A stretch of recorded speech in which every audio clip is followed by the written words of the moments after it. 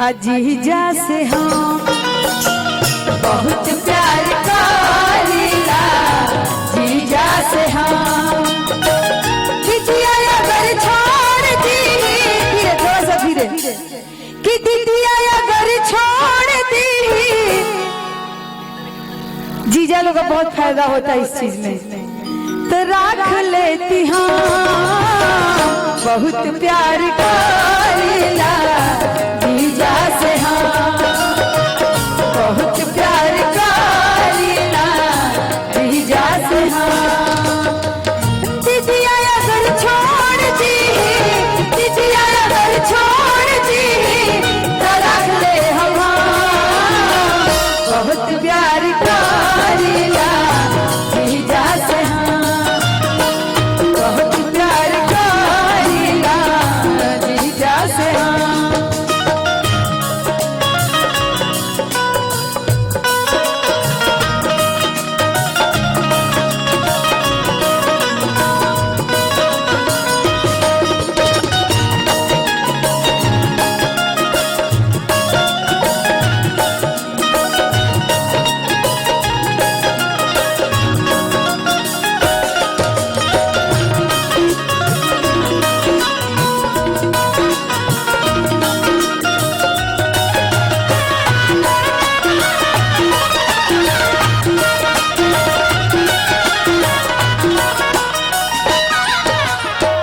Mummy अगर ना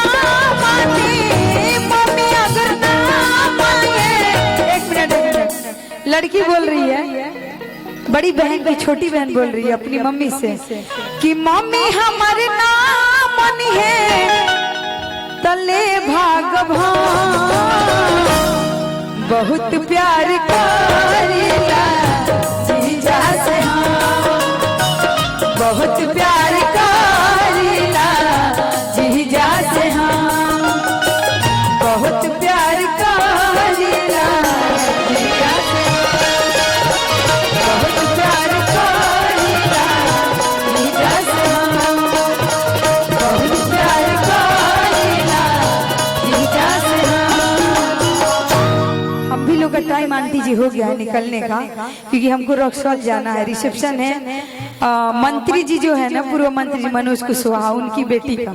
तो उसी में हमको प्रोग्राम देने जाना है। और देखिए विदाई गीत गावल बहुत जरूरी होला नो, बहुत एगो हमनी के पारंपरिक गाइला जा। आओ